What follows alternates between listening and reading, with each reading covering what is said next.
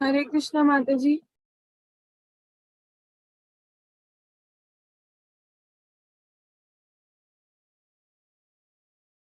हरे कृष्णा गौरांगी माता जी।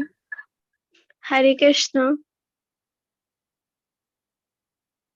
हरे कृष्णा अर्चना माता जी। हरे कृष्णा माता जी।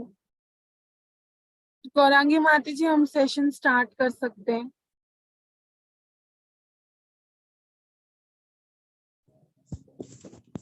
हरे कृष्णा। ओम अज्ञानतिमिरान्धस्य ज्ञानाञ्जनशलाकया चक्षुरुन्मीलितं येन तस्मै श्रीगुरुवे नमः।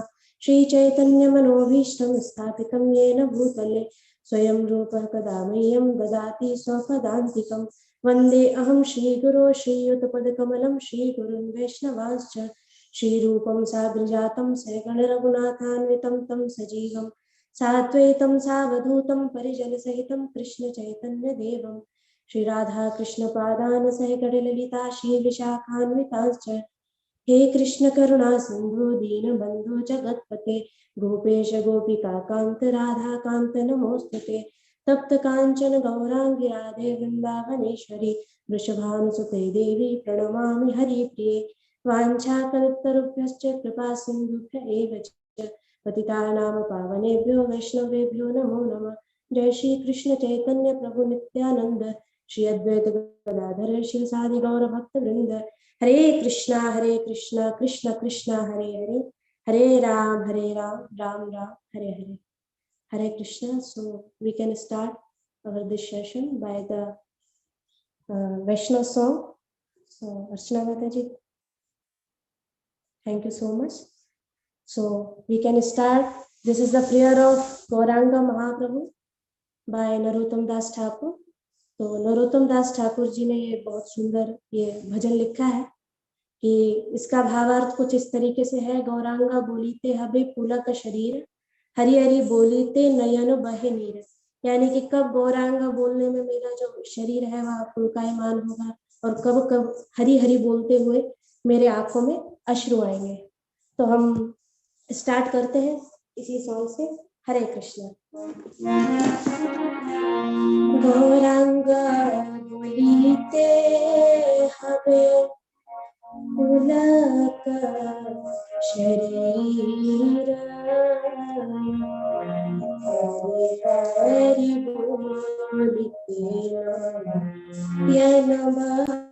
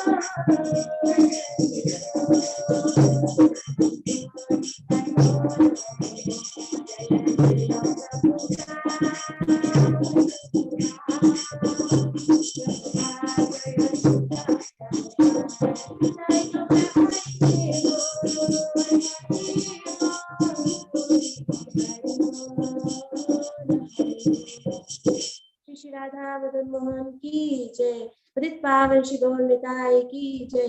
जगत गुरु शिला प्रभुपाद की जय। निताय गौर प्रेमानंदे हरि हरि बोल।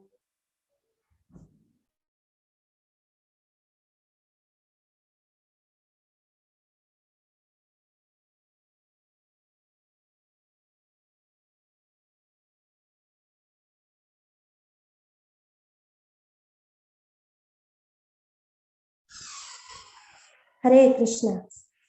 So, am I audible? माता जी मेरा आवाज आपको? Yes, Mataji, you are audible. Thank you. So let's start. This is our Gaur Purnima session. So firstly, thank you very much to the IGF devotees of Bikaner for inviting me.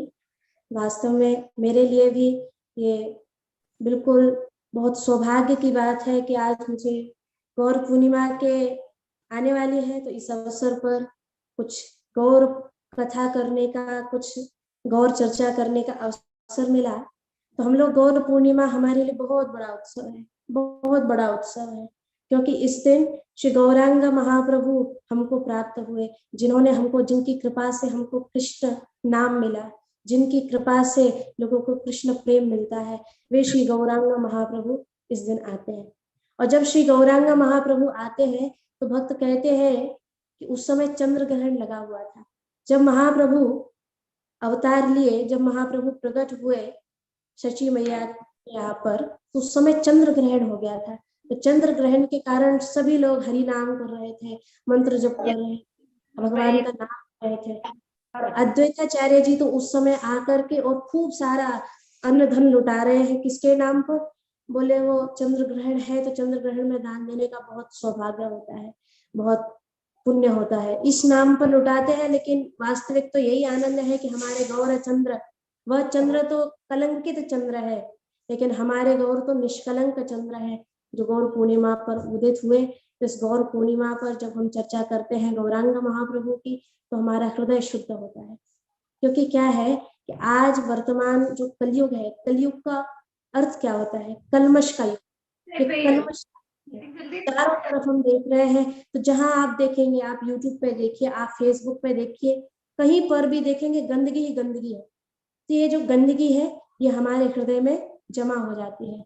ये कैसे निकलेगी? जब हम गौर चर्चा करते हैं, जब हम भगवान की चर्चा करते हैं, जब हम भगवान का नाम लेते हैं।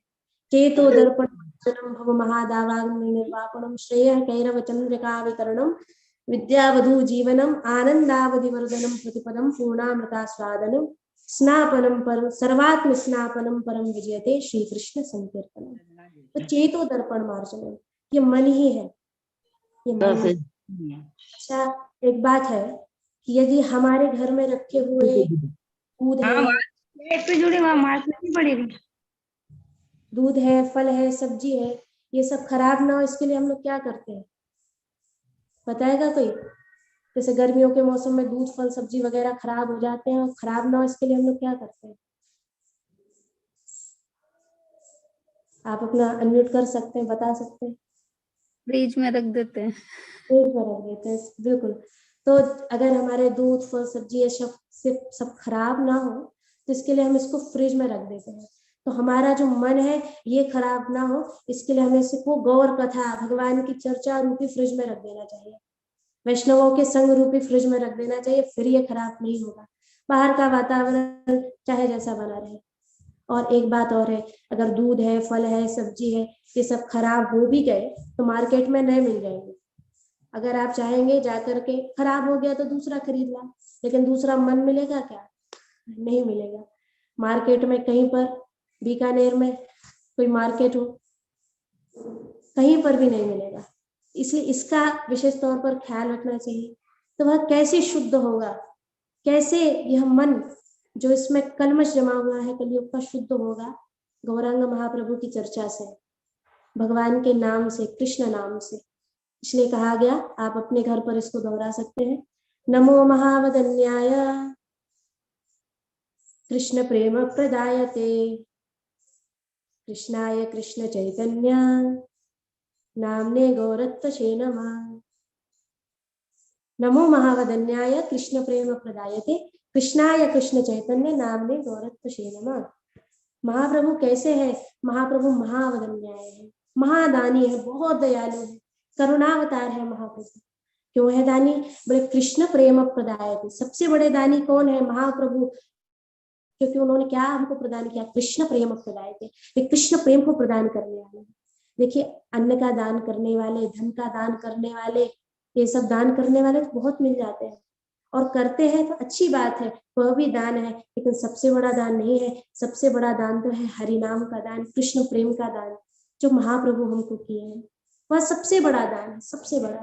क्योंकि भोजन आज आप कराएंगे, कल भूखा हो जाएगा। जीवन भर भी भोजन कराएंगे तो केवल इस शरीर को भोजन करा सकते हैं, लेकिन जो कृष्ण प्रेम है, जैसे भोजन जो है वह अन्न, दाल, चावल ये हमारे शरीर की खुराक है, उसी प्रकार से कृष्ण प्रेम, कृष्ण नाम हमारी आत्मा की खुराक है, जो हम वास्तव में है। तो जन्म जन्मांतर तक ये दान महाप्रभु का दिया गया हमारे साथ रहेगा, जन्म जन्मांतर तक। ये कभी नष्ट नहीं होता, ये कभी नष्ट नहीं होता। आपने सुना होगा ना, जिंदगी के साथ भी, जिंदगी के बाद भी। तो यही दान है महाप्रभु का, जो जिंदगी के साथ भी और जिंदगी के बाद में भी है, क्योंकि धन तो यही छूट जाएगा। तो महाप्रभु वास्तव में महादानी है, क्योंकि कृष्ण प्रेम को प्रदान करने वाले हैं। इसके लिए गोपियों ने, भागवतम में गोपी गीत में कहती हैं कि सबसे बड़ा दानी कौन है? गोपियां कहती हैं तव कथामृतम तप्त जीवनम कविभिरीडितम कल्मषापहम श्रवण मंगलम श्रीमदाततम भुवि गृणन्ति ते भूरिदा जना। जो आपके कथा का, जो आपके प्रेम का, जो आपके नाम का दान करते हैं, वे ही वास्तव में सबसे बड़े दानी है। इसलिए नमो महावदन्याय कृष्ण प्रेम प्रदायते। अच्छा, जब महाप्रभु का नामकरण हुआ तो महाप्रभु का नामकरण, उनके जो नाना जी है नीलांबर चक्रवर्ती जी आए, वरिष्ठ ब्राह्मण सभी आए, उनके कुंडली का विश्लेषण किए। उसके बाद नामकरण जब रखा गया तो उनका नाम रखा गया विश्वम्भर। हम प्रेम से उनको निमाई पंडित भी कहा जाता था। महाप्रभु कहते हैं, कृष्ण चैतन्य महाप्रभु गौर शरीर के हैं तो गौरांग कहते हैं, लेकिन जो नाम रखा गया था महाप्रभु का, वो नाम रखा गया था विश्वम्भर। विश्वम्भर का अर्थ क्या होता है? विश्व का भरण पोषण करने वाला, उसको कहते हैं विश्वम्भर, जो विश्व का भरण पोषण करता है। तो महाप्रभु कृष्ण है तो विश्व का भरण पोषण करने वाले हैं। लेकिन भक्तों का एक भाव और भी है, भक्तों का भाव ये भी है कि विश्वम्भर, व्यवहारिक दृष्टि में देखें, महाप्रभु भक्त की लीला कर रहे हैं तो महाप्रभु का नाम विश्वम्भर क्यों रखे?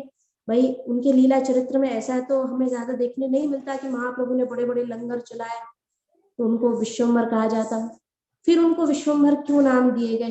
बोले इसलिए दिया नाम क्योंकि महाप्रभु, अन्य लोग तो लंगर चला करके केवल भोजन का दान करते हैं, कोई वस्त्र का दान कर सकता है, कोई भरण पोषण कर सकता है, लेकिन आत्मा को कोई पोषित नहीं करता। शरीर को तो सब पोषित करते हैं, लेकिन आत्मा को पोषित करने वाले विश्वम्भर हमारे श्री चैतन्य महाप्रभु। ऐसी करुणा श्री रामचंद्र मर्यादा पुरुषोत्तम है, श्री कृष्णचंद्र लीला पुरुषोत्तम है, तो हमारे महाप्रभु प्रेम पुरुषोत्तम है, जो प्रेम का दान देने के लिए हम सबको आए हैं। बहुत बहुत बहुत दयालु है हमारे महाप्रभु, बहुत दयालु है। आप लोग अगर अपना जो वीडियो है वो ऑन कर लेंगे तो और भी आनंद आएगा। तो अगर जो लोग वीडियो ऑन कर सकते हैं वो वीडियो ऑन कर लें अपना। तो महाप्रभु का नाम इसलिए विश्वम्भर है क्योंकि आत्मा को, जो हम वास्तव में है, महाप्रभु उस चीज को पोषित कर रहे हैं, महाप्रभु ने उसको पोषित किया है। महाप्रभु बहुत दयालु है। अच्छा आप बताइए, ऐसा दानी कौन होगा? हमारे निताई गौरांगी से ज्यादा दयालु और कौन होगा कि महाप्रभु आज्ञा दे देते थे कि जाइए प्रचार करिए, तो नित्यानंद प्रभु और हरिदास ठाकुर जाकर के घर घर जाकर के अपनी झोली फैला करके भिक्षा मांगा करते थे, भिक्षाम देही भिक्षाम देही भिक्षाम देही। तो माता जी लोग अन्न लेकर के आते थे और अन्न लेकर के डालने लगते थे, बोले नहीं माता जी ये भिक्षा नहीं चाहिए। फिर आपको क्या चाहिए? बस यही चाहिए कि एक बार बोल दीजिए हरे कृष्णा कृष्ण कृष्ण हरे हरे, हरे राम राम राम हरे। बस यही बोल दीजिए, यही भिक्षा चाहिए। कई लोग तो ऐसे होते हैं कि जब महाप्रभु कहते, नित्यानंद प्रभु कहते तो भी नहीं बोलते, तो नित्यानंद प्रभु क्या करते? पैर पकड़ करके कहते हैं भाई तेरे पांव पड़ूं एक बार हरि बोल। अब बताइए ऐसा दानी कौन होगा जो पैर पकड़ पकड़ करके दान दे रहा? भाई तेरे पांव पड़ूं, वो सर्वोच्च वस्तु का, वास्तव में कृष्ण प्रेम, कृष्ण नाम से ज्यादा सर्वोच्च कुछ भी नहीं है। सारे वैदिक सनातन ग्रंथों का सार यही है, कृष्ण नाम विद्यावधु जीवन है, आनंद आवधिवर्धन है। और उस सबसे बहुमूल्य जो वस्तु है कृष्ण नाम, उसको क्या करते हैं? चरण पकड़ करके कहते हैं अरे मैं चरण पकड़ लूं आपके, भाई तेरे पांव पड़ूं एक बार हरि बोल। बस एक बार हरि बोल दो। प्रेम दाता निताई बोले एक बार हरि बोल, बस एक बार हरि बोल दीजिए, एक बार हरि बोल दीजिए, एक बार हरि बोल दीजिए। प्रेम दाता निताई बोले एक बार हरि बोल। अब बताइए हमारे निताई गौरांग से ज्यादा दयालु कौन है? कौन है? बड़े दयालु है हमारे महाप्रभु। तो वास्तव में श्री कृष्ण चैतन्य महाप्रभु गौर पूर्णिमा को जगन्नाथ मिश्र एवं सची माता के यहाँ पर आते हैं, भगवान ही साक्षात आते हैं। श्री कृष्ण ही राधा रानी की अंग कांति को लेकर के और भाव को लेकर के श्रीमन महाप्रभु के रूप में भक्त रस का आस्वादन करने और हम आप जैसे पतित जीवों का उद्धार करने के लिए आते हैं, और हमको अपने आचरण से भक्ति सिखाने के लिए आते हैं। एई मत भक्त भाव करे अंगीकार, आपनी आचार्य करल भक्ति प्रचार। अपने आचरण से भक्ति का प्रचार करने के लिए आते हैं और ऐसा रूप बनाते हैं, ऐसा रूप बनाते हैं कि बड़े बड़े भी चक्कर में पड़ जाते हैं कि भगवान है या भक्त है। कई लोगों तो अभी भी डाउट रहता है भगवान है कि भक्त है, भगवान है कि भक्त है, भगवान है कि भक्त है। ऐसा रूप बनाते हैं बड़े बड़े भी, जबकि शास्त्रों में तो प्रमाण भरे पड़े हैं महाप्रभु के भगवान में। फिर भी समझ में नहीं आता। कारण क्या है? क्योंकि महाभारत में महाप्रभु को प्रच्छन्न अवतार कहा गया है। प्रच्छन्न यानी कि छुपा हुआ। तो महाप्रभु श्री कृष्ण चैतन्य महाप्रभु छिपे हुए हैं। तो महाप्रभु छिपे हैं तो जो शास्त्र में प्रमाण है वे भी छिपे हुए हैं, वह भी प्रच्छन्न है। और व्यक्ति को जब तक दृष्टिगोचर नहीं होते वह तब तक नहीं समझ पाता, जब तक महाप्रभु करुणा नहीं करते, शुद्ध भक्त वैष्णव करुणा नहीं करते, जब तक समझ में नहीं आता व्यक्ति के कि महाप्रभु भगवान है, महाप्रभु की करुणा है। शास्त्रों में प्रमाण भरे पड़े हैं, केवल महाप्रभु की करुणा की देन।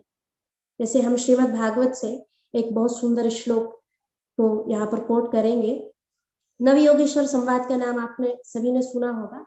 तो जनक महाराज को करभाजन मुनि जब उपदेश करते हैं, करभाजन नाम के योगेश्वर, तो उस समय एक बहुत सुंदर श्लोक वहां पर बोलते हैं एकादश स्कंद में, कृष्ण वर्णम तुषा कृष्णम सांगोपांगास्त्र पार्षदम यज्ञ संकीर्तन प्राय यजंती ही सुमेधसा। यानी कि कृष्ण वर्णम, जो प्रभु कृष्ण वर्ण के हैं, जो कृष्ण है वे ही त्वसा अकृष्णम, अकृष्ण बन करके, कृष्ण का उल्टा गोरा, गौरांग बन करके आएंगे। और अकेले नहीं आएंगे, सांगो पांगास्त्र पार्षदम, अपने पार्षदों को साथ लेकर के आएंगे, संग लेकर के आएंगे। करेंगे क्या? बोले यज्ञ संकीर्तन प्राय, संकीर्तन यज्ञ करेंगे। संकीर्तन यज्ञ को इस सारे समाज को देंगे। यज्ञ संकीर्तन प्राय यजंती ही सुमेधशः, और जो सुमेधशः होंगे, जो बुद्धिमान लोग होंगे, वो इस यज्ञ जो संकीर्तन यज्ञ है इसको स्वीकार करके उनका भजन करते हैं। बड़ी सुंदर बात। चलिए और भी प्रमाण हम भागवत से ले लेते हैं। नंद महाराज के यहाँ जब गर्ग मुनि आते हैं तो नंद महाराज उनसे प्रार्थना करते हैं कि हे गर्ग मुनि, हमारे दोनों बालकों का नामकरण संस्कार जो है वो आप ही कर दे तो अच्छा रहेगा। तो गर्ग मुनि कहते हैं कि ठीक है, लेकर के आओ। तो आते हैं कृष्ण और बलराम, तो नामकरण करते हैं कि अरे इनका नाम अयम ही रोहिणी पुत्रो रमयण सुहोदो गुणे आप्याशिते राम इति बलादित्याद बलम मिलुम करते हैं।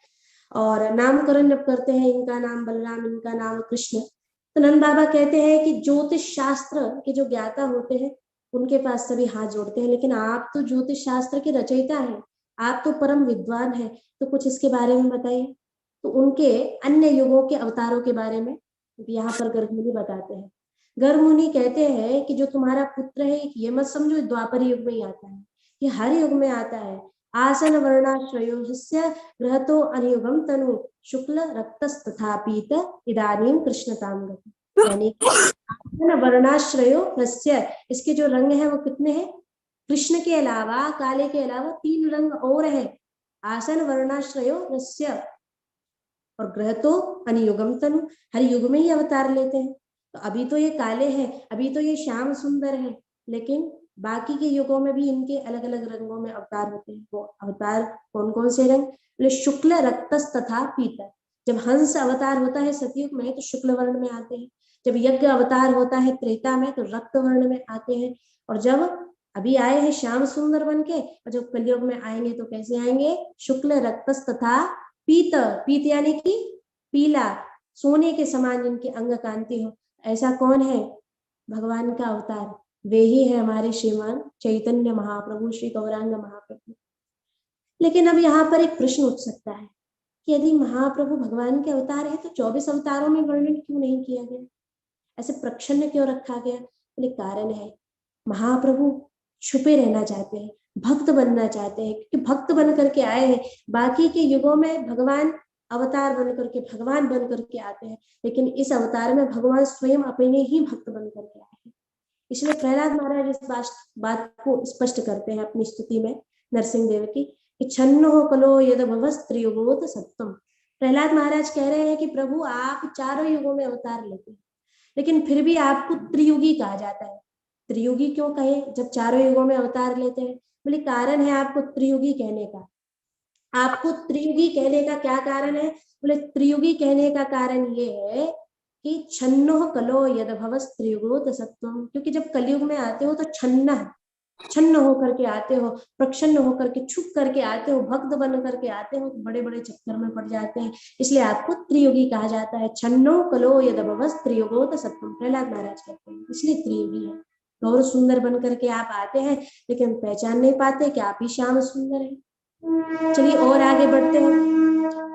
तो ये तो चर्चा की हमने श्रीमद् भागवतम से, हम महाभारत से विष्णु सहस्त्र नाम से कुछ चर्चा करते हैं। विष्णु सहस्त्र नाम में भगवान विष्णु के सहस्त्र नामों का उल्लेख है, तो उसमें से एक बहुत सुंदर श्लोक आता है, सुवर्ण वर्ण हेमांगो वरांग चंदनांगदी वीरहा विषमा शून्य घृताशीलश्चलश्चल।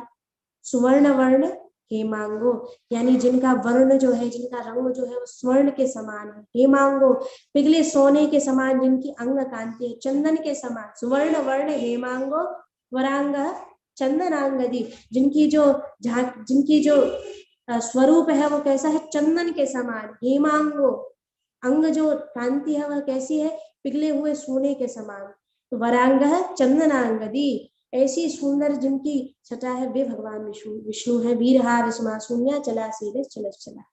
तो बहुत सुंदर यहाँ पर विष्णु सहस्त्र नाम का उल्लेख किया। चलिए और आगे चलते हैं। आपने पुराण का नाम सुना होगा, कूर्म पुराण, बहुत सुंदर पुराण है, 18 पुराणों में से एक है। तो कूर्म पुराण में एक श्लोक आता है, कलीना देह्यमानानाम उत्तरायत्तमोद्भुतात् जन्म प्रथम संध्यायाम भविष्यति ध्वजालया। कूर्म पुराण में क्या आता है, कलीना देह्यमानानाम उत्तरायत्तमोद्भुतात् जन्म प्रथम संध्यायाम, जब कलयुग की प्रथम संध्या होगी। प्रथम संध्या क्या है, अभी जो चल रही है ये प्रथम संध्या है। 4,32,000 वर्ष का कलयुग है, अभी लगभग 5 ही हजार वर्ष बीते हैं, तो क्या हो गई, प्रथम संध्या हो गई निश्चित रूप से। ये प्रथम संध्या है। अब प्रथम संध्या है, इसमें अवतार लेंगे, और कहाँ लेंगे, बोले भविष्यति ध्वजालया, एक विप्र के घर, एक ब्राह्मण के घर इनका अवतार होगा। तो भगवान आते हैं किसके यहाँ पर, श्री जगन्नाथ मिश्र और सची देवी के यहाँ पर भगवान आते हैं, सची मैया के यहाँ पर भगवान आते हैं। चलिए और स्पष्ट रूप से देखते हैं। तो आपने गरुड़ पुराण का नाम सुना होगा। गरुड़ पुराण, जब भी किसी के यहाँ पर किसी का देहांत हो जाता है तो गरुड़ पुराण का लोग पाठ करवाते हैं। तो पुराण कुछ ऐसा है कि भगवान विष्णु ने उत्तर दी है, गरुड़ ने प्रश्न पूछे हैं, इसलिए गरुड़ पुराण उसका नाम हो गया। तो गरुड़ जी, यहाँ पर गरुड़ जी ने एक प्रश्न किया कि प्रभु, कलयुग का जैसा वर्णन शास्त्रों में आता है उस हिसाब से देखा जाए तो कलयुग के जीव तो कभी मुक्त ही नहीं हो पाएंगे। कलयुग के जीवों का क्या होगा, कौन उनका उद्धार करेगा। भगवान गरुड़ से कहते हैं तुम चिंता मत करो, अहम पूर्णो भविष्यामि, मैं ही पूर्ण अवतार लेकर के, अंश अवतार में नहीं, अहम पूर्णो भविष्यामि युग संध्यो विशेषता, जब 2 युगों की संधि हो रही होगी तब आऊंगा। अच्छा प्रभु, युग संधो विशेषता कहाँ आएंगे, बोले मायापुरी नवद्वीपे भविष्यामि सची सुता, मायापुर नवद्वीप में मैं आऊंगा सची सुत बन करके, यानी कि सची देवी के यहाँ पर मैं आऊंगा। स्पष्ट रूप से प्रभु ने कहा गरुड़ पुराण में। चलिए और आगे चलते हैं। देवी भागवत नाम सुने होंगे आप लोग, कथाएं वगैरह होती रहती हैं देवी भागवत। देवी भागवत में जहाँ पर दुर्गा देवी का यश बताया गया है जिस पुराण में, उस देवी भागवत में बहुत सुंदर श्लोक आता है। भगवान शंकर देवी पार्वती से कहते हैं कि पार्वती चिंता मत करो कलयुग के जीवों की। तो पार्वती देवी कहती है क्यों चिंता ना करूं, ये इतने ऐसे हैं, पतित हैं, इनका उद्धार कौन करेगा। बोले चिंता मत करो, नाम सिद्धांत संपत्ति, नाम सिद्धांत की संपत्ति को लेकर के, नाम सिद्धांत संपत्ति प्रकाशन परायण श्री कृष्ण चैतन्य नामना लोके भविष्यति, यानी नाम और सिद्धांत की संपत्ति को लेकर के श्री कृष्ण चैतन्य महाप्रभु आएंगे, नाम की और सिद्धांत की। अब यहाँ पर ध्यान देने योग्य बात है कि नाम भी और सिद्धांत भी हमारे जीवन में दोनों होना चाहिए। नाम बहुत शक्तिशाली है, लेकिन अगर नाम को सिद्धांत से स्वीकार नहीं करेंगे तो अपराध बनेगा। सिद्धांत पता होगा, जब नाम की महिमा पता होगी तो और अधिक लाभ होगा। जैसे नाम हर प्रकार से कल्याण करने वाला है, लेकिन फिर भी चैतन्य चरितामृत में कहा गया है सिद्धांत बलिए चित ना कर आलस, यह हईते कृष्ण लागे सुदर्ण मानस, यानी सिद्धांत सुनने में कभी आलस नहीं करना चाहिए। इसलिए नाम सिद्धांत संपत्ति, जो अनेक नास्तिकवाद के सिद्धांत फैले होंगे, महाप्रभु आकर के, भगवान आकर के नाम सिद्धांत संपत्ति वैष्णव सिद्धांत को प्रतिस्थापित करेंगे। देवी भागवत में यहाँ पर भगवान शंकर कहते हैं। चलिए और आगे चलते हैं। 18 पुराणों में से ही एक पुराण है नरसिंह पुराण, नाम सुने होंगे। तो उसमें बहुत सुंदर श्लोक आता है, सत्ते दैत्य कुलादिनाश समये सिंहोर्णमत्यात् प्रति त्रेतायां दशकन्धर परिभवन रामेति नामाकृति गौपालन परिपालयन ब्रजपुरे पारम हरण द्वापरे गौरांग प्रिय कीर्तन कलियुगे चैतन्य नामना प्रभु। कितना सुंदर श्लोक है। सत्य दैत्य यानी सतयुग में भगवान आएंगे। दैत्य कुलाधिनाश समय, दैत्यों के कुल का नाश करने के लिए भगवान आएंगे। किस रूप में? नरसिंह रूप में। सत्य दैत्य कुलाधिनाश समय सिंहोर्धमत्यात्पति। फिर त्रेता में आएंगे। त्रेतायाम दशकंदर परिभवन रामेति नामाकृति। 10 कंदर का नाम नाश करेंगे, नाम होगा राम। और गौपालन परिपालन ब्रजपुरे भारम हरण द्वापरे, यानी कि गौपालन करेंगे ब्रजपुर में और इस पृथ्वी का जो भार है वह हरण करेंगे। श्री श्याम सुंदर आएंगे द्वापर में और फिर गौरांग प्रिय कीर्तन कलियुगे चैतन्य नामना प्रभु। गौरांग महाप्रभु के रूप में आएंगे चैतन्य नामना प्रभु। कलियुगे प्रिय कीर्तन, कीर्तन धर्म का प्रचार करने के लिए महाप्रभु के रूप में आएंगे। कितने स्पष्ट रूप से कहा गया है। चलिए और आगे चलते हैं। तो पद्म पुराण का नाम सुने होंगे। तो पद्म पुराण के उत्तरखंड के वैकुंठ वर्णन नामक जो अध्याय है उसमें बहुत सुंदर श्लोक आता है कि कलो प्रथम संध्यायाम गौरांग अहम महितले भागीरथी तटे रम्या भविष्यामि सनातन। मैं प्रथम संध्या पर, कलयुग की जो प्रथम संध्या होगी उस पर आऊंगा। कलयुग की जो शुरुआत होगी उसमें आऊंगा। कहाँ आएंगे? बोले भागीरथी तटे रम्या, जो भागीरथी का सुंदर मनोरम तट है मैं वहां पर आऊंगा। चलिए और आगे बढ़ते हैं। मत्स्य पुराण का नाम सुने होंगे। तो मत्स्य पुराण में एक सुंदर श्लोक आता है। मंडो गौर सुदीर्घांग स्त्री श्रोत स्थिर संभव दयालु कीर्तन ग्राही। दयालु होंगे, कीर्तन ग्राही होंगे, भविष्यामि कलयुगे, कलयुग में महाप्रभु आएंगे। चलिए और आगे बढ़ते हैं। तो मार्कंडेय पुराण जो देवी पार्वती के गुण गणों को समर्पित है उसमें बहुत सुंदर श्लोक आता है। गौलोकम च परित्यज्यम लोका नाम प्राण कारणात्। गोलोक धाम को छोड़ करके लोका नाम प्राण कारणात्, गोलोकम च परित्यज्यम लोका नाम प्राण कारणात्। और मैं आऊंगा गौरांग के रूप में, लोगों के तारण के लिए मैं आऊंगा। कलो गौरांग रूपेण लीला लावण्य विग्रह। गौरांग रूप में मैं आऊंगा जो लीला लावण्य का विग्रह मेरा रूप होगा। जब कलयुग में वामन पुराण में श्लोक आता है कली घोर तमच्छानात् सर्वानाम चार वर्जितान। जब कलयुग, घोर कलयुग आ जाएगा, चारों तरफ अंधकार छा जाएगा। कली घोर तमच्छानात् सर्वानाम च वर्जितान, तब सची गर्भे च संभूत। क्योंकि उस समय हम देखते हैं कि अंधकार की छाया हुआ था, मुगलों का शासन हो गया था, हिंदुओं का धर्मांतरण कराया जा रहा था, तो निश्चित रूप से वह घोर अंधकार छाया हुआ था। कली घोर तमच्छानात् सर्वानाम चार वर्जितान सची गर्भे च संभूत करिष्यामि इति नारद। हे नारद, मैं सची सुत बन करके आऊंगा और उस अंधकार का नाश करूंगा।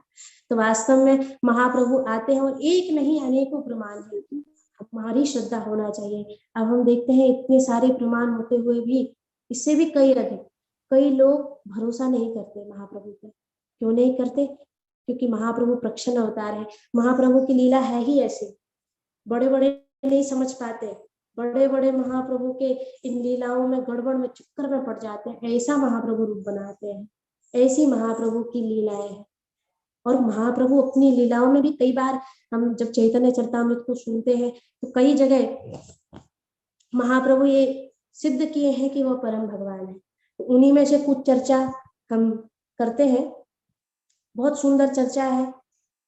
एक कथा आती है कि केशव कश्मीरी जी की, बहुत सुंदर कथा है। निमाई पंडित नाम से भगवान रहते हैं। अब ये इस कथा को सुनिए, समझ में आ जाएगा कितनी महाप्रभु की कैसी कैसी लीलाएं, कितनी अद्भुत अद्भुत लीलाएं। तो केशव कश्मीरी नामक एक विद्वान थे। केशव कश्मीरी का एक नाम और था जिन उनको कहा जाता दिग्विजय पंडित। दिग्विजय पंडित का अर्थ होता है जैसे कोई राजा महाराजा पुराने काल में अगर सब विजय कर लेते थे, उसके बाद क्या किया जाता था, उनके नाम के आगे दिग्विजय लगा दिया जाता। तो वह शस्त्र से लड़ते थे कि शास्त्र से लड़ते थे। शास्त्रार्थ क्या करते थे, शास्त्रार्थ में उनके सामने कोई नहीं टिक पाता था, सब एकदम पराजित हो जाया करते थे। तो उस समय केशव कश्मीरी नाम के जो विप्र थे, ब्राह्मण थे, वे विद्वान थे, वे भ्रमण कर रहे थे दिग्विजय पंडित भी उनको कहते थे। तो दिग्विजय पंडित चारों तरफ भ्रमण कर रहे थे भारतवर्ष में, भारतवर्ष के बड़े बड़े विद्वानों को हरा दिया करते थे, और जिसको हरा दिया करते थे उससे एक साइन करवा लेते थे विजय पत्र पे कि ये केशव कश्मीरी जो है यही सबसे बड़े विद्वान है और मैं इनकी अधीनता को स्वीकार करता हूँ, ये साइन करवा लिया करते थे। तो ऐसे करते करते करते उनके पास इतने विजय पत्र हो गए थे, जितने विजय पत्र हो गए थे कि बैलगाड़ियों में लेकर के चलते थे उन विजय पत्रों को। ये भी एक स्ट्रेटेजी होती है। जैसे कोई राजा जो है वह सबको पराजित करके और चले, तो क्या किया करते थे कि जब दिग्विजय पर अपने साम्राज्य की सीमा को बढ़ाने के लिए निकला करते थे, तो वे एक रथों में जिन राजाओं को जीता उनके मुकुट लेकर के चलते थे। तो ये क्या स्ट्रेटेजी होती थी कि सामने वाले जब मुकुट देखेगा इतने सारे, तो उसका मोरल जो है वो डाउन हो जाएगा और थोड़ा डिमोलाइज हो जाएगा कि भाई इतने सारों को पराजित कर दिया तो मैं इसके सामने कहाँ टिकूंगा, तो आधा बल तो उसका वैसे ही समाप्त हो जाता है। ये एक तरीका होता है। अगर थोड़ा सा अपने आप को पहले से अगर किसी के मन में भय बना दिया जाए तो आधा कमजोर तो वैसे ही हो जाता है। जैसे कि हम श्री रामचंद्र जी की लीलाओं में देखते हैं, तो जब श्री रामचंद्र तो बाद में गए, पहले हनुमान जी गए और लंका को जला करके आए। लंका को जला दिया, अब तो राक्षस थर थर कांपने लगे, मन ही मन सोचने लगे कि अरे जिसका दूत ऐसा होगा, दूत ऐसा है जिसने लंका को जला दिया, तो उसका स्वामी कैसा होगा। तो उन आधे तो वैसे ही हिल गए थे, उनका जो मोरल था, उनका जो हिम्मत थी, वो तो आधी तो वैसे ही टूट गई थी। एक बार रावण बैठा था अपनी सभा में, सबको साथ लेकर के बैठा, तो रावण ने कहा कि देखो राम की सेना आ गई है, क्या करना है, राम की सेना समुद्र पर आ गई है, अभी क्या करना है। तो कुछ सभा के जो मंत्री थे वो उठ खड़े हुए, बोले करना क्या है, इसमें सोचने वाली क्या बात है, अरे ये नर है, कपि, ये भालू आहार हमारा, ये तुम्हारा भोजन है, आने दो, ये बंदर भालू ये तो भोजन है हमारा, खा जाएंगे इनको, कच्चा चबा जाएंगे, आप आने दीजिए, कोई चिंता नहीं। रावण बोला वाह बहादुर, तुमसे यही आशा थी। उसी सभा में रावण का बेटा बैठा था, प्रहस्त नाम था, वो खड़ा हो गया, बोला पिताजी इनके चक्कर में मत पड़ो, इनकी बातों में मत पड़ो। बोले क्यों। बोले ये कह रहे हैं कि एक सबको खा जाएंगे, तो मैं तो ये पूछना चाहता हूँ खा जाओगे। तो वो खड़े हो गए, बोले हमारा अपमान है। प्रहस्त बोला मैं किसी का अपमान नहीं कर रहा, तुम तो ये बताओ कि इतने सारे बंदरों को खा जाओगे। बोले बिल्कुल खा जाएंगे। प्रहस्त बोले अच्छा, तो अभी रामचंद्र जी के दल का एक बंदर आया था कुछ दिन पहले, केवल एक, सब नहीं एक, और तुम्हारे देखते देखते पूरी लंका जला गया। उस दिन तुम्हारे पेट खराब थे कि तुमको भूख नहीं लगी थी, उस दिन उसको क्यों नहीं खा लिया, एक को तो खा नहीं पाई, इतनों को खाने की बात करते हैं। तो आधी हिम्मत तो वैसे ही टूट जाती है। तो यही स्ट्रेटेजी जो थी दिग्विजय वाली, जो राजा लोग अपना करते थे, मुकुट ले करके चलने की, कि सामने वाले का मोरल डाउन हो जाए, अरे इस राजा का मुकुट इन्होंने जीत लिया, मैं तो इनसे कई बार हारा हूँ, इस राजा का मुकुट इन्होंने जीत लिया, मैं तो कई बार हारा हूँ उस राजा से, अपने आप ही वो हार स्वीकार कर लेता था। यही दिग्विजय पंडित क्या करते, इतने विजय पत्र लेकर के चला करते थे कि शास्त्रार्थ, जब शास्त्र चर्चा शास्त्रार्थ करने बैठे तो आधे श्लोक तो विद्वान वैसे ही भूल जाया करता था। तो सारे भारतवर्ष में केशव कश्मीरी दिग्विजय पंडित का डंका बजा हुआ था कि अगर कोई विद्वान है तो केशव कश्मीरी दिग्विजय पंडित। चलते चलते संपूर्ण भारतवर्ष के बड़े बड़े विद्वानों को परास्त करते हुए केशव कश्मीरी ने एक बार मन में सोचा, अब उस समय क्या था कि जिस प्रकार अभी काशी को कहते हैं विद्या का केंद्र, संस्कृत व्याकरण का केंद्र, तो बोले काशी के पड़े हुए हैं, तो एक अलग बात होती है। वैसे ही उस समय उस काल में नवद्वीप भी काशी के समान विद्या के क्षेत्र में प्रसिद्ध था, कि अगर विद्वान कहीं मिलते हैं तो नवद्वीप में मिलते हैं, बड़ा प्रसिद्ध था। तो केशव कश्मीरी जी ने मन में सोचा कि क्यों ना नवद्वीप चला जाए, वहाँ बड़े बड़े विद्वान हैं, सुना है बहुत बड़े बड़े पंडित हैं, बहुत बड़े बड़े विद्वान हैं। अगर नवद्वीप के विद्वानों से विजय पत्र प्राप्त हो गया, अगर नवद्वीप के विद्वानों ने हार मान ली, तो फिर और बाकी जो बचे हुए हैं वो तो अपने आप ही सरेंडर कर देंगे, अपने आप ही विजय पत्र पे हस्ताक्षर कर देंगे कि हम आपसे हार स्वीकार करते हैं, आप ही सबसे बड़े हैं, आप ही सबसे बड़े विद्वान हैं, बाकी के तो वैसे ही हार जाएंगे, तो नवद्वीप चला जाए। तो केशव कश्मीरी ऐसे चलते थे बैलगाड़ियों में विजय पत्र लेकर के, गाजे बाजे के साथ में, और किसी भी शहर में जाया करते थे ऐसे। तो नवद्वीप में केशव कश्मीरी ने प्रवेश किया, और ये खबर जैसी फैली कि केशव कश्मीरी शास्त्रार्थ के लिए दिग्विजय पंडित आ रहे हैं, संपूर्ण भारतवर्ष के विद्वानों को परास्त करते हुए। अब तो नवद्वीप के जो विद्वान थे उनकी धड़कनें तेज होने लगी। बड़े बड़े संस्कृत ग्रामर के जो स्कॉलर थे, संस्कृत व्याकरण के जो विद्वान थे, वे भी इधर उधर छुपने का रास्ता ढूंढने लगे। कोई तो अपने घर में बंद हो गए। केशव कश्मीरी जाते तो पत्नी कहती थी वो तो तीर्थ यात्रा पे निकल गए। कहीं जाते तो मिल ही जाते बैठे हुए, तो पत्नी कहती अरे उनका मौन व्रत है। वो भी इशारा करते मौन व्रत है हमारा। तो ऐसे छुपते, अपने घरों में छुपे रहे, निकले ही नहीं। 7 दिनों तक केशव कश्मीरी इधर उधर घूमते रहे। 7 दिन इधर इधर घूमते रहे। कोई तो मिले, कोई तो मिले, कोई तो मिले। अंत में जब कोई नहीं मिला तो लोगों ने, जो नवद्वीप के लोग थे, उन्होंने सलाह दी कि अगर आप चाहते हैं तो निमाई पंडित जी से बात करिए, निमाई पंडित जी के साथ जाकर के शास्त्रार्थ करिए। वे बहुत बड़े विद्वान हैं, शायद नवद्वीप के सबसे बड़े विद्वान हैं। अगर उन्होंने दिग्विजय, अगर पत्र पर, आपके विजय पत्र पर हस्ताक्षर कर दिया तो फिर आपकी दिग्विजय में कोई संदेह नहीं। इसलिए आप जाकर के निमाई पंडित जो है उनसे कहिए, उनसे शास्त्रार्थ करिए। अच्छा, तो कहाँ बैठते हैं ये निमाई पंडित? बोले चलिए हम ले चलते हैं, गंगा किनारे उनका स्कूल है, निमाई पंडित स्कूल ऑफ ग्रामर स्टडीज, तो वहीं पर लेकर के चलते हैं। तो लोग केशव कश्मीरी को लेकर के, दिग्विजय पंडित को लेकर के, और वहां पर आए। तो महाप्रभु उस समय छोटी सी अवस्था थी, पाठशाला में बच्चों को पढ़ाया करते थे संस्कृत व्याकरण। तो उस समय महाप्रभु पढ़ा रहे थे जिस समय पहुंचे केशव कश्मीरी। तो केशव कश्मीरी ने जब महाप्रभु को देखा तो महाप्रभु की इस गौरांग मनोहर स्वरूप को देख करके केशव कश्मीरी की आंखें खुली की खुली रही, इतने सुंदर कोई कैसे हो सकता। तो लोगों से पूछने लगे ये, बोले हाँ यही है निमाई पंडित। ये निमाई पंडित है? बोले हाँ यही निमाई पंडित।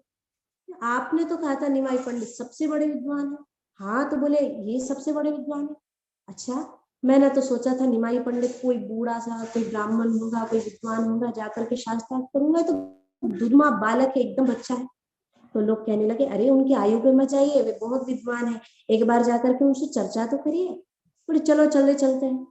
तो केशव कश्मीरी प्रविष्ट हुए जब पाठशाला में, तो निमाई पंडित ने देखा कि मुझसे आयु में बड़े हैं, विद्वान हैं, तो प्रणाम किए महाप्रभु, प्रणाम किए। तो केशव कश्मीरी कहने लगे कि आप ही निमाई पंडित है? बोले जी हाँ पंडित जी, मुझे ही सब निमाई पंडित कहते हैं। अच्छा चलो, कोई तो मिला विद्वान। 7 दिनों से घूम रहा हूँ गाजे बाजे के साथ में, कोई नहीं आया। गाजे बाजे के साथ 7 दिनों से घूम रहा हूँ मैं यहाँ पर, लेकिन कोई मुझसे मिलने ही नहीं आया, कोई मुझसे शास्त्र चर्चा करने ही नहीं आया। अरे मैंने तो सुना था नवद्वीप बड़े बड़े विद्वानों की भूमि है, और यहाँ तो कोई दिख ही नहीं रहा है, यहाँ तो कोई चर्चा करने नहीं आया। अब कोई नहीं, चलो तुम ही मिल गए हो, अब तुम तो बच्चे हो, तुमसे क्या शास्त्रार्थ करो। तो एक काम करो, नवद्वीप के जितने विद्वान हैं उनकी तरफ से उनके विजय पत्र पर, जो मेरा विजय पत्र है, तुम ही हस्ताक्षर कर दो, तुम ही साइन कर दो सबकी तरफ से। महाप्रभु ने हाथ जोड़ करके कहा कि एक और तो आप कह रहे हैं कि मैं बच्चा हूँ, और दूसरी तरफ मेरा हस्ताक्षर मांग रहे हैं। अगर मैं बच्चा हूँ, सही कह रहे हैं, मैं बच्चा ही हूँ, लेकिन अगर मैं मुझे बच्चा मानते हैं तो फिर मेरे साइन का, मेरे हस्ताक्षर का मूल्य क्या है? और अगर मेरे हस्ताक्षर का मूल्य मानना है तो फिर थोड़ा शास्त्र चर्चा कर लेते हैं, उसके बाद फिर हम करते हैं, आपके विजय पत्र पर भी हस्ताक्षर कर देंगे। तो बोले तो हो जाओ तैयार शास्त्रार्थ के लिए। महाप्रभु ने कहा नहीं नहीं, शास्त्रार्थ नहीं, तो ये शास्त्रार्थ वाद विवाद में क्या समय बर्बाद करना, शास्त्रार्थ नहीं करेंगे। बोले शास्त्रार्थ क्यों नहीं करेंगे? शास्त्रार्थ तो विद्वानों का भूषण है, शास्त्रार्थ ही करेंगे। महाप्रभु कहते हैं अरे नहीं नहीं, आप, मैं तो बच्चा हूँ आपके सामने, क्या शास्त्रार्थ करेंगे? आप तो दिग्विजयी पंडित है, संपूर्ण भारतवर्ष के विद्वानों को पराजित करके आ रहे हैं, मैं बच्चा। कुछ शास्त्र चर्चा करते हैं, एक स्वस्थ चर्चा। शास्त्रार्थ में क्या होता था, ये काट वो काट, ये एक स्वस्थ चर्चा करते हैं। कुछ आप सुना दीजिए जो आपकी इच्छा हो। तो कहते तुम ही बताओ किस पे सुनना चाहोगे। तो महाप्रभु कहते हैं ये गंगा देवी प्रवाहित हो रही है, तो इन्हीं के महिमा में कुछ सुना दीजिए। जो सुना, आप केशव कश्मीरी तो चाहते ही थे कि कुछ बस सुनाने का मौका बस मिल जाए। तुरंत गंगा जी की स्तुति में आंधी तूफान की तरह 100 श्लोक रच करके सुना दे तत्क्षण। तो पहले से तैयार नहीं, तुरंत 100 श्लोक सुना दिए, धड़ाधड़ एक के बाद एक, एक के बाद एक, 100 श्लोक, आंधी तूफान। सबको ऐसा लगा जैसे कोई झंडावात आ गया हो। एक के बाद एक श्लोक सुनाते, 100 श्लोक, गंगा जी का एक नया श्लोक तैयार कर दिया उन्होंने। लोग हैरान रह गए कि भाई विद्वान है तो गजब का, बिल्कुल एक क्षण में तुरंत श्लोकों को बना करके गंगा जी की स्तुति कर दी 100 श्लोकों में। बिल्कुल सब कुछ इनके जिह्वा के अग्रभाग पर ही स्थित। महाप्रभु कहने लगे बहुत सुंदर, बहुत सुंदर, बहुत सुंदर। और बहुत सुंदर कहते कहते जो उन्होंने 100 श्लोक गाए थे उसका गान करने लगे। जब उन 100 श्लोकों को महाप्रभु के मुख से केशव कश्मीरी ने सुना, अब तो केशव कश्मीरी को झटका लग गया। महाप्रभु को देखने लगा, इसने याद कैसे कर लिया, मैंने तो तुरंत ही 100 श्लोक रच करके सुनाए थे, उसको याद भी हो गए, उसको याद भी हो गए। कहने लगे अरे तुमने याद भी कर लिए। महाप्रभु कहने लगे गुरुजनों की कृपा है, हम श्रुतिधर हैं, जो एक बार सुन लेते हैं याद हो जाता है।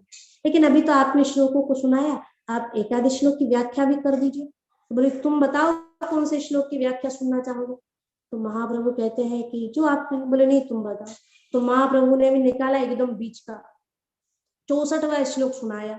और 64वां श्लोक सुना करके जो सुनाने लगे तो केशव कश्मीरी को तो इधर ही झटका लग गया कि देखो तो बिल्कुल एकदम स्पष्ट रूप से इसको सब याद हो गया।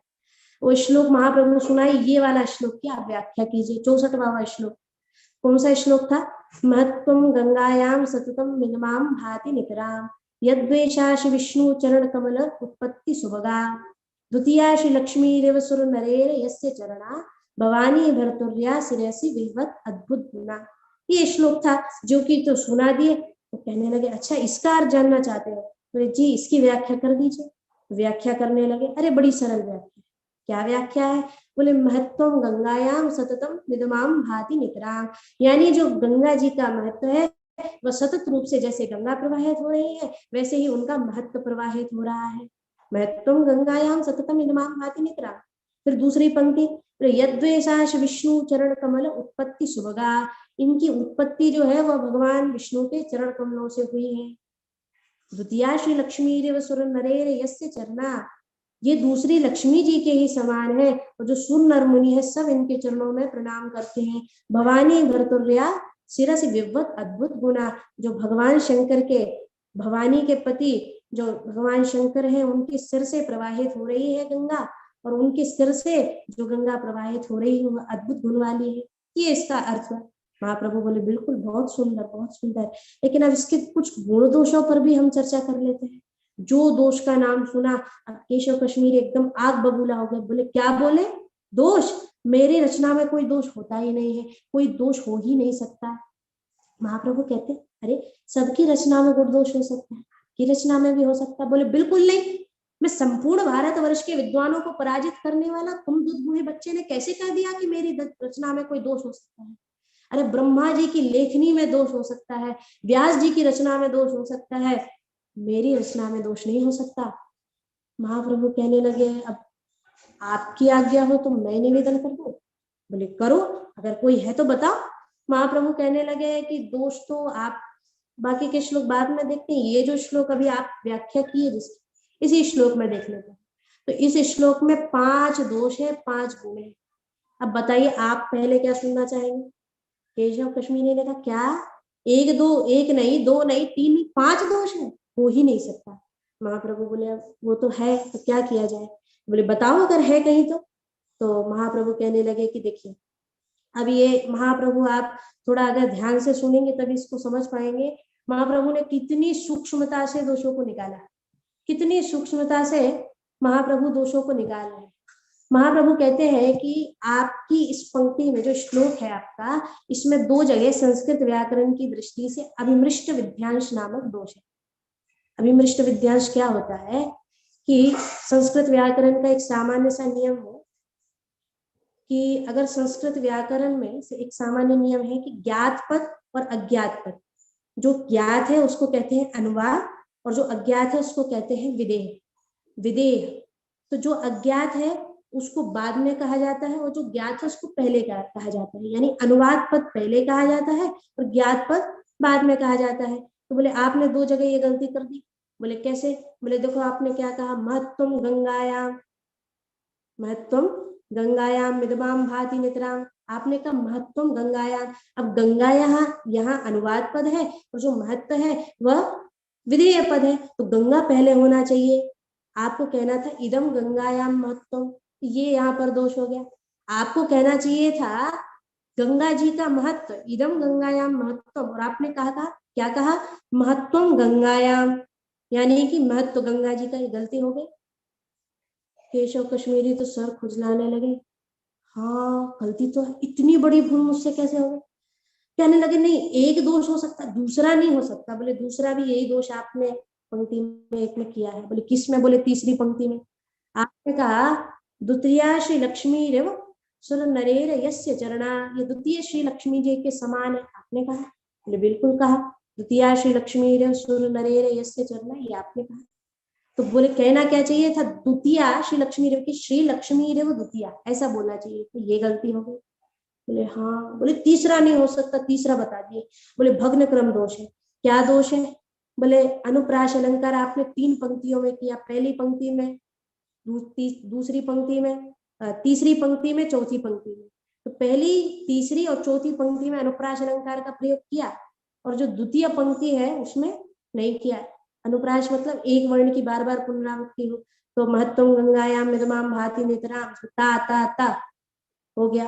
फिर द्वितीय पंक्ति में कोई वर्ण की पुनरावृत्ति नहीं की। फिर तीसरी पंक्ति में आपने कहा कि श्री द्वितीया श्री लक्ष्मी सुर नरेर यस्य चरणा, रा रा रा, ये हो गया। द्वितीया श्री लक्ष्मी रेव सुर नरेर यस्य चरणा, रा रा रा। और उसके बाद जो अंतिम पंक्ति भवानी भर्तुर्या सेनासी विवत अद्भुत गुना भा भा भा, और दूसरी छोड़ दी। या तो किसी में नहीं करते और 3 में किए थे तो दूसरे में, इसको भग्न क्रम दोष कहते हैं। बोले हाँ ये तो है। चौथा नहीं हो सकता। बोले चौथा भी है, पुनरात का दोष है। क्रियापद पहले यूज कर दिए, विशेषण बाद में यूज किए, विवत अद्भुत गुना, ये क्या किया? बोले हाँ दोष। 5वां नहीं हो सकता। बोले 5वां तो सबसे खतरनाक दोष है। 5वां है विरुद्धमति। विरुद्धमति यानी कहना कुछ चाहते हो और होता कुछ है। कहना कुछ चाहते हो और अर्थ कुछ निकलता हो, ये विरुद्धमति है। आपने क्या कहा? कौन सी पंक्ति में है? बोले चौथी पंक्ति में। तो बोले क्या दोष है? बोले देखो आपने कहा भवानी भर्तुर्या शिरसी विवत अद्भुत गुना। तो आपने कहा भवानी भर्तुर्या, यही कहना चाहते थे कि भवानी यानी शंकर भगवान के चरण, सिर से वह गंगा निकलती है, सिर पर धारण किए हैं भगवान शंकर, पार्वती के पति भगवान है। बोले हाँ। अब जरा इसका अर्थ करिए। भवानी, भवानी शब्द का क्या अर्थ होता है? आपने कहा भवानी भर्तुर्या, भवानी के पति। अब भवानी शब्द का क्या अर्थ है? भव यानी शंकर, और भवानी यानी शंकर भगवान की पत्नी भवानी, और भवानी के पति यानी शंकर की पत्नी के पति। ये क्या हो?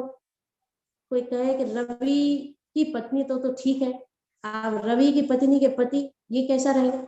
एकदम अद्भुत। मतलब उसका अर्थ दूसरा ही होता है, कुछ निकल जाता है कि दो या कुछ ऐसा। ये तो बड़ी खतरनाक गलती। बोले हाँ कैसे हो गई? बोले आपको कहना चाहिए था गिरजा भर्तुर्या या पार्वती भर्तुर्या, मात्रा भी खत्म नहीं होती। और केशव कश्मीरी तो अवाक रह गए, बुचक के रह गए।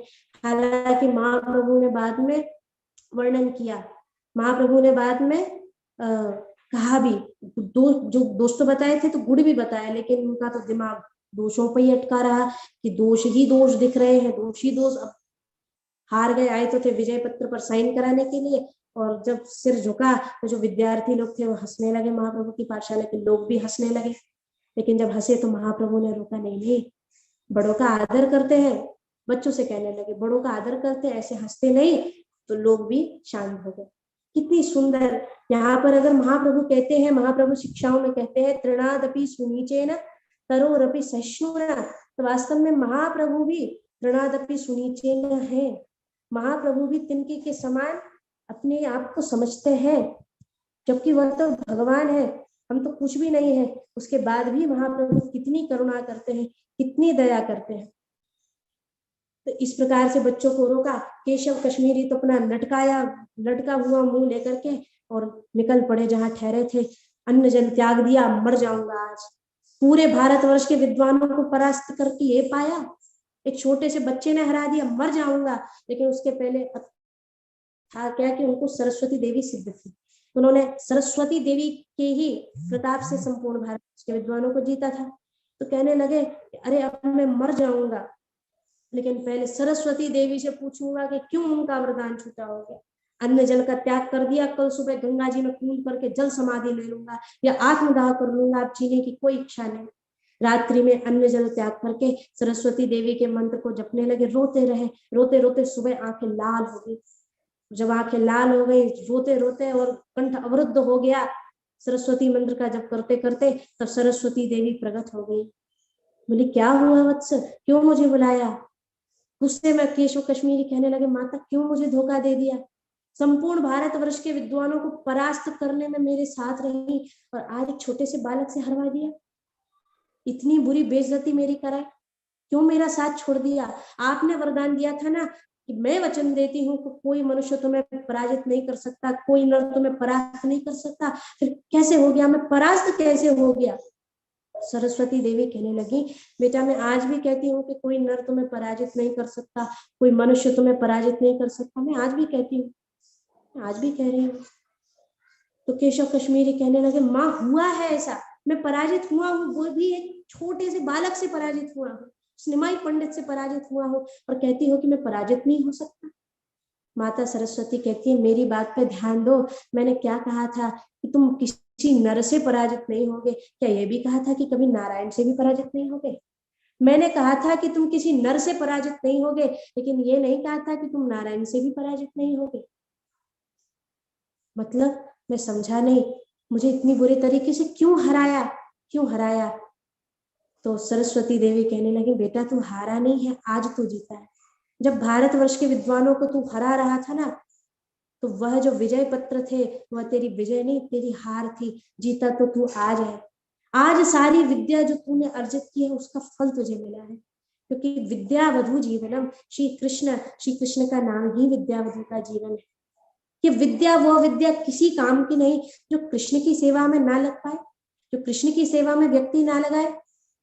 तेरी सारी विद्या का फल तुझे आज मैंने दिया है कि आज तुमको उनके दर्शन हो गए। मैं समझा नहीं, मतलब बोले तू जिसे दुर्भाग्य समझ रहा है वास्तव में वह तेरा सबसे बड़ा सौभाग्य। आज तक तूने मेरी द्वारा दी गई विद्या का किया क्या? केवल दूसरों को नीचा दिखाया, विजय पत्रों को इकट्ठा किया। इन विजय पत्रों का क्या करेगा तू? अपनी चिता में साथ में जलाएगा? क्या करेगा?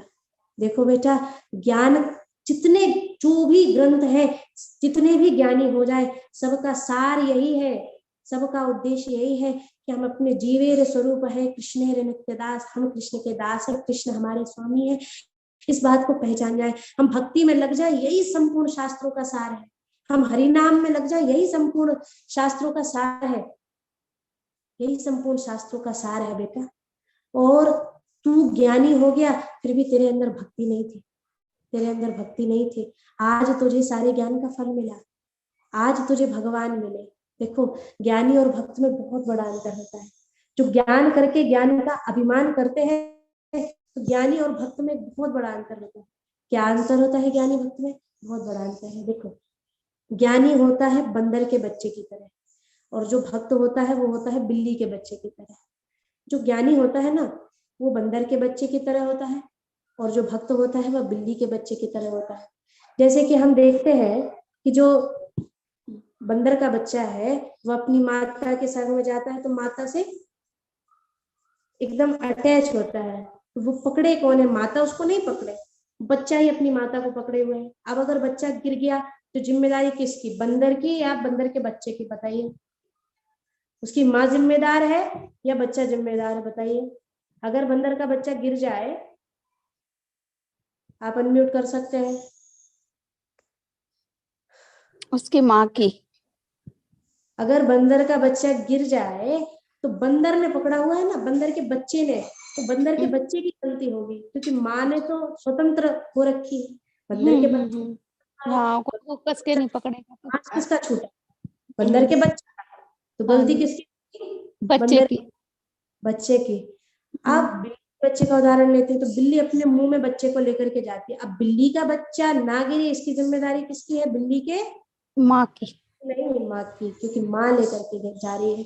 बंदर के बच्चे में रिस्पॉन्सिबिलिटी बंदर के बच्चे ने ली है, और जो बिल्ली के मामले में है वो बिल्ली ने ली है, उसकी माँ ने ली।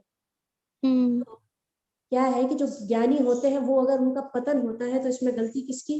ज्ञानी की। वो बंदर के बच्चे की तरह छूट गए, तुम ही पकड़े थे, तुम ही छूट गए, इसमें भगवान की कोई गलती नहीं। लेकिन जो भक्त होते हैं उनका पतन भगवान नहीं होने देते, भगवान उनकी रिस्पॉन्सिबिलिटी ले लेते हैं। तो ये बात सरस्वती देवी समझा रही है। कई बार हम लोग के साथ में भी ऐसा होता है कहीं कोई लेक्चर होता है हम सुनेंगे उनको, अरे हम तो बहुत बड़े ये हो गए वो हो गए, ये पढ़ लिया मैंने वो पढ़ लिया, अब जरूरत नहीं है मुझे सुनने की। इस प्रकार से हो जाता है, ज्ञान का अभिमान हो जाता है, वो नहीं आना चाहिए। तो केशव कश्मीरी को समझा रहे हैं माता सरस्वती की, तूने मुझे माँ कहा ना, तो माता पिता का कर्तव्य क्या होता है। ऋषभ देव जी ने भागवत में कहा है कि माता पिता का कर्तव्य है कि अपनी संतान की भव बंधन से मुक्ति का पर्याप्त उसके लिए कोशिश करें। ये माता का दायित्व होता है। तूने मुझे माँ मानता है मुझे, बोले बिल्कुल, तो मेरा दायित्व था कि मैं तुझे भगवान से मिलाऊं, और मैंने मिलवा दिया। बोले क्या? बोले निमाई पंडित कोई और नहीं है, साक्षात कृष्ण है, साक्षात कृष्ण है, निमाई पंडित कोई और नहीं है। इसलिए बेटा तू हारा नहीं है, तू वास्तव में आज जीत गया है, वास्तव में आज जीत गया है, तेरे भाग जग गए हैं, अभी भी देर नहीं हुई है, जा उनकी शरण ग्रहण कर ले। अब तो आंखों में आंसू भर के केशव कश्मीरी तुरंत भागे, अपने सारे विजय पत्रों को गंगा जी में डुबो दिया, महाप्रभु के चरणों में दंडवत कर दी, गौरांगा गौरांगा गौरांगा गौर प्रेमानंदे हरि हरि बोल, गौरांगा गौरांगा करते हुए चरणों में दंडवत हो गए। सब हैरान रह गए। महाप्रभु ने उठाया, कहने लगे क्या कर रहे हैं आप, तो मुझसे बड़े हैं। केशव कश्मीरी कहने लगे अब और मत चलिए, पहले ही मैं अपनी विद्या के अभिमान में बहुत अधिक छना जा चुका हूँ, अब और मत चलिए, छलना है नवद्वीप वासियों को छलते रहिए, मुझे मत चलिए। भगवान ने कहा दिग्विजय पंडित से, आप वृंदावन चले जाइए, अब आप इधर मत रहिए, वृंदावन में मेरी कृपा होगी, आपको गोलोक धाम की प्राप्ति होगी, लेकिन सुनिए इधर मत रहिए, क्योंकि अगर इधर रहेंगे तो भेद खुल जाएगा, इसलिए आप वृंदावन धाम जाइए। तो उस समय से फिर केशव कश्मीरी वृंदावन में जाकर के खूब भजन किए। तो विद्या अभिमानी का जो तोड़ने की, विद्याभिमान तोड़ने की जो ये लीला है, इससे हमें सीखना चाहिए कि हम चाहे कितने विद्वान हो जाए, हमारे अंदर चाहे जितने गुण हो जाए, सारे गुण हैं। देखिए अगर 10 के आगे एक जीरो लगा हो तो 100 हो जाता है, एक जीरो और बढ़ा दो तो 1000 हो जाता है, एक और बढ़ा दो तो 10,000 हो जाता है, ठीक है। लेकिन अगर एक हटा दो तो सब क्या हो जाएगा, डबल जीरो, उसका कोई मूल्य नहीं रहेगा। ऐसे ही हम बहुत ज्ञानी हैं, एक जीरो, हमको बहुत ज्यादा नॉलेज है, एक जीरो, हम गा सकते हैं, एक जीरो, हम कोई सेवा कर सकते हैं, कुकिंग अच्छी करते हैं, एक जीरो, तो सब जीरो है। लेकिन अगर उसमें भगवान की सेवा रूपी एक नहीं होगा ना, तो सब जीरो क्या है, डबल जीरो, उसका कोई महत्व नहीं बचेगा, कोई महत्व नहीं बचेगा। इसलिए हमको भगवान की सेवा में अपने आप को लगाना है। सरस्वती माता ने एक पावर पॉइंट प्रेजेंटेशन दिया केशव कश्मीरी को संपूर्ण शास्त्रों में से कि यही भगवान है। तब जाकर के केशव कश्मीरी चरणों में दंडवत हो गए। तो महाप्रभु की इतनी अद्भुत अद्भुत लीला आती है, महाप्रभु अपना भेद नहीं खुलने दे रहे। इसी के बाद एक लीला आती है कि एक जोशी थे जिनको गोपाल गायत्री मंत्र सिद्ध था। गोपाल गायत्री मंत्र जो होता है वह सिद्ध था, और किसी का भी हाथ पकड़ते थे तो उसका भूत भविष्य वर्तमान सब बता दिया करते, इतने अद्भुत जोशी। तो एक बार वो नवद्वीप धाम में आए, तो लोग आए उनके पास, तो लोगों ने कहा कि आप जाकर के निमाई पंडित का पता लगाइए कि ये है कौन। केशव कश्मीरी को पराजित कर दिया, भारतवर्ष के सबसे बड़े विद्वान को पराजित कर दिए, है बालक लेकिन इतने अद्भुत गुण है, जरा इनका जाकर के पता लगाइए कि है कौन। तो निमाई पंडित जी के पास आए उनकी पाठशाला में, और कहने लगे कि मैं एक ज्योतिषी हूँ और जानना चाहता हूँ आपके विषय में, मुझे गोपाल गायत्री मंत्र सिद्ध है, तो मैं आपका भूत भविष्य वर्तमान देखूंगा, पूर्व जन्म में कौन थे, आगे क्या होगा, इस प्रकार के कुछ मैं देखना चाहता हूँ। तो माँ बोलते हैं ठीक है बिल्कुल देखिए। हाथ दे दिए, हाथ पकड़ा, गोपाल गायत्री मंत्र पर जैसे ही ध्यान किए तो क्या देखते हैं, कूर्म अवतार, वराह अवतार, नरसिंह अवतार, राम अवतार, अवतार ही अवतार आने लगे, बुद्ध अवतार, कल्कि अवतार, अवतार अवतार अवतार, जो देखे एकदम से हाथ छोड़ दिए। महाप्रभु बोले क्या हुआ, सर खुजलाने लगे, बोले लगता है कैलकुलेशन मिस्टेक हो गया, चलिए दोबारा करता हूँ। फिर हाथ पकड़ करके फिर जैसे ध्यान किए तो फिर कूर्म अवतार, वरा अवतार, सत्य दैत्य कुलादिनाश समय सिंहो मत्यात प्रति त्रेतायाम दशकंधर परिभवन रामेति नामाकृति गोपालन परिपालयन ब्रजपुरे बारम वरण द्वापर। और अब गौरांग प्रिय कीर्तन कलयुगे चैतन्य नामना प्रभु। और जब देखे कूर्म अवतार, वरा अवतार, नरसिंह अवतार, मत्स्य अवतार, धन्वंतरी अवतार, मोहिनी अवतार ही अवतार का जब दर्शन किए, हाथ जोड़ लिए, बोले कैलकुलेशन मिस्टेक नहीं, मैं समझ गया कि आप कौन हो। अच्छा, आप जान गए कि मैं पूर्व जन्म में कौन था? बोले मैं जान गया, आप ही भगवान। बोले मैं तो पूर्व जन्म में ग्वाला था। चले गए चैतन्य महाप्रभु वहां से। अब वह ज्योतिषी का रोज का नियम था कि वह ज्योतिषी रोज गंगा जी में डुबकी लगा करके और रोज निमाई पंडित को महाप्रभु को दंडवत करने आता था। और जब दंडवत क्या करता था तो महाप्रभु रोज कह देते, बताना नहीं किसी को। रोज क्या कह दिया करते थे उससे।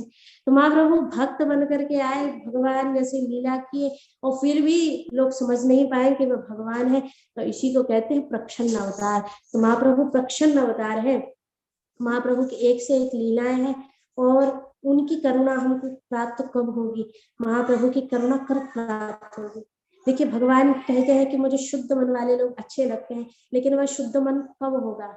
जब महाप्रभु का आश्रय लेंगे। महाप्रभु इतने दयालु क्यों है? क्योंकि राधा रानी का भाव है ना, राधा रानी के अंग कांति है। राधा रानी कृष्ण से कई अधिक दयालु है।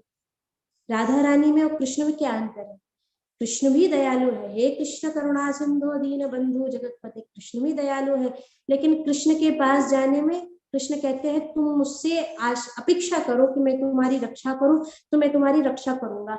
तुम मुझसे अपेक्षा करो कि मेरा उद्धार करो, तो मैं उद्धार करूंगा।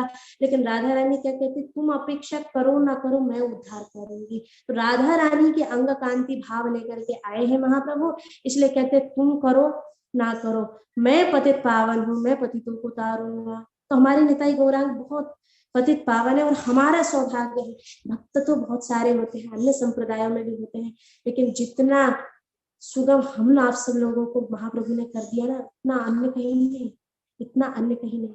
महाप्रभु, अब इससे ज्यादा करुणा क्या हो सकती है कि महाप्रभु कहे कि मैं ले रहा हूँ, बस तुम हरि नाम को जपो, तुम भगवान का नाम जपो। हमारे निताई गौरांग कितने दयामय है, और ऐसे निताई गौरांग का भी जो आश्रय ग्रहण ना करे, पतित पावन है। हम कलयुग के जीव पतित ही है। हम में से कोई नहीं कह सकता मैं पावन हूँ, मैं पवित्र हूँ। सत्यम नास्ति तपः शौचा दया दानम न विद्यते उदर रम्मिनो जीवा बराती उद्भाषिना। हम बड़े अपावन है, हम बड़े पतित है। हम सभी पर कृपा करने के लिए महाप्रभु ने यह अवतार लिया। निष्कलंक चंद्र उदय हुआ गौर पूर्णिमा पर। मानो राहु ने भी सोचा कि भाई जब निष्कलंक का चंद्र उदय हो गया तो कलंकित चंद्र का क्या काम, तो राहु ने भी ग्रस लिया। उस समय चारों तरफ केवल हरिनाम संकीर्तन। जो मटेरियलिस्टिक भी थे, जो भौतिकवादी भी थे, वे भी उस समय चंद्र ग्रहण के समय आकर के गंगा तट पर हरिनाम गा रहे थे, महामंत्र कर रहे थे। और ऐसे काल में हम सबके उद्धार के लिए गौर पूर्णिमा पर महाप्रभु प्रकट हुए। तो यही है कि हम सभी अगर महाप्रभु को गिफ्ट देना चाहते हैं तो या इदम परमं गुह्यं मद भक्ति अभिदास्यति भक्तिमयी पराम कृत्यं नास्ति विशिष्ट संशय। इसलिए हमको करना क्या है? हमको महाप्रभु का आश्रय लेना है, महाप्रभु के बारे में, महाप्रभु के जो हरे कृष्ण महामंत्र महाप्रभु ने दिया है उसका प्रचार करना है, खुद करना है। यही सबसे बड़ा गिफ्ट होगा महाप्रभु के लिए। Hare Krishna Krishna Krishna Hare Hare, Hare Krishna Krishna Hare Hare Ram Ram much for inviting me. वास्तव में मेरा भी शुभकरण हो गया आज महाप्रभु की लीला चर्चा करके। वास्तव में बहुत सुंदर मुझे मिला। So thank you very much. Hare Krishna माता जी, बहुत अच्छे ढंग से आपने बताया।